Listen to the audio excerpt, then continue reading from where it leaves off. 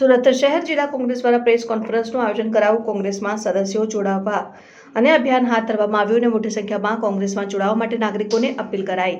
નાગરિકો સામે થઈ રહેલા અત્યાચારો મામલે સરકાર સામે આંદોલન કરવા માટેની કોંગ્રેસ દ્વારા હાંકલ ઘર સુધી જઈ મોટી સંખ્યામાં કોંગ્રેસ સાથે લોકો જોડાય, જેને લઈને આગામી સમયમાં કોંગ્રેસ કાર્યક્રમો કરશે। પ્રજાને લઈને થયેલા અન્યાયને લઈને લોકોનો અવાજને સરકાર સુધી પહોંચાડવા અંગે કોંગ્રેસ દ્વારા આગામી સમયમાં રણનીતિ નક્કી કરાશે।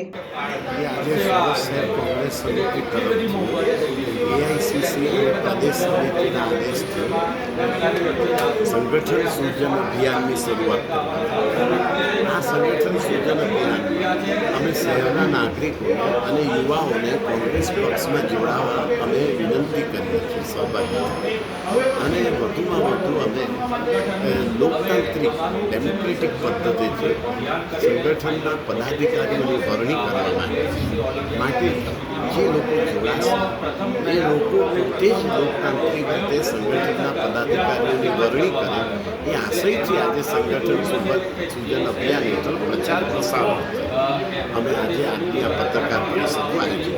પ્રદેશ લેવલના કોઈ નેતાઓ હાજર રહે?